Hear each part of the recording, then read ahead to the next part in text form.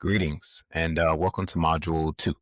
So, in Module 1, we really tried to start off talking about us as parents, what we do right, what we do wrong, how our parents impact how we parent our children right now.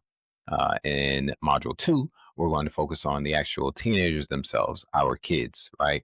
We need to understand how they differ from us as adults, how they differ from how they were as when they were young children, and how their emotions drive their decision making and how we should utilize that instead of fighting against it to help them become better with their finances. So let's get into it.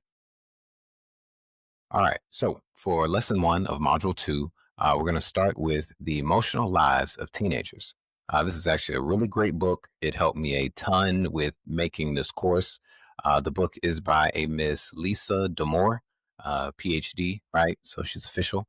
And she really does a great job of giving examples and breaking down how her work with teenagers and their parents has really helped her understand the teenage psyche and how to best get through to them to come up with positive results. All right. So, for the agenda today, we're going to talk about emotion first, logic later, identity formation, and parental impact. All right. So, first off, let's start with this. Emotion first, logic later. Teens' brains prioritize feelings before rational thoughts.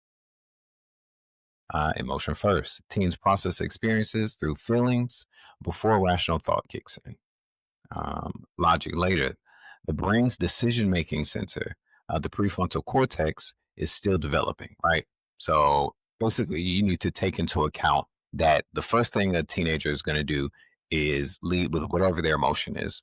So while their decision may not seem sound to you, and you're like, why are you doing this? You should be doing this other thing. Understand that their first move isn't based off of logic, it's based off of emotion, right?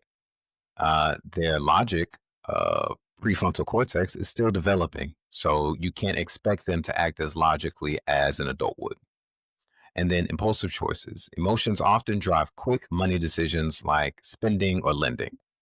So here's just some upfront things to give yourself a second or two to think about before you react to whatever your teenager does with their money. All right, identity formation. Money choices often reflect independence, not math. All right. This, if nothing else, this book has taught me that teens really, really, really, really, really, really, really want to be independent. They want to grow their independence, show off their autonomy, show that they can do things on their own, that they can accomplish things themselves. They want to buy stuff on their own. They want to make their own money. They want their decisions and the positive effects of those decisions to be all their own. All right. So, identity formation. Teens use money to express independence and personal style. Status symbols. Purchases can signal belonging or social ranks among peers. I've noticed this a lot with my teenager. Just certain shoes come out and it's like they have to have them. And I'll go to a school and every single kid will have that same pair of shoes. To me, that makes me not even want the pair of shoes. But to them, they're like, perfect. I have the same shoes as all these other people. I don't get it. But this is how the teen psyche works. And control. Spending becomes a way for teens to feel in charge of their own lives. Just a quick little note. I think it's super important to start letting your child do the spending. Like even if you're grocery shopping, let them put it on a conveyor belt. You give them the dollars or your card, and let them see that number rack up of all that stuff that they were just randomly grabbing and not thinking anything about. Let them see what that number totals up to, and then swipe the card, confirm with the cashier, receive the receipt, do those motions so it starts to become real, not like food comes from magic. All right, parental impact. Ooh. How you react emotionally matters more than what you say. Parental impact. Teens notice your reactions more than your instructions. This is really big, and this is not me throwing shade at my wife, but she reacts a lot more than I do, I would say, especially when dealing with our teenager. And from an outside, just watching both of them interact, I noticed that even though she'll react more loudly, more emotionally, more feverishly, it does not break through to our teenager. He gets real blank faced while she says stuff, and he keeps trying to turn around or slowly back up as she's speaking because he's just waiting for this episode to be over so he can go back to whatever he was doing, as opposed to actually taking in whatever she's saying as being something he needs to make an immediate change to.